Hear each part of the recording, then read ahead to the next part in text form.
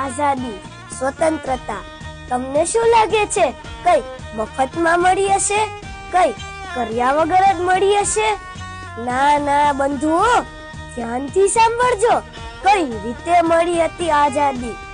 અરે એમ થોડી મળી હતી, કેટલી જવાની કુરબાન કરી હતી, છાતીમાં ગોળીઓ ખાધી હતી અને ફાંસીની સજાને વધાવી હતી.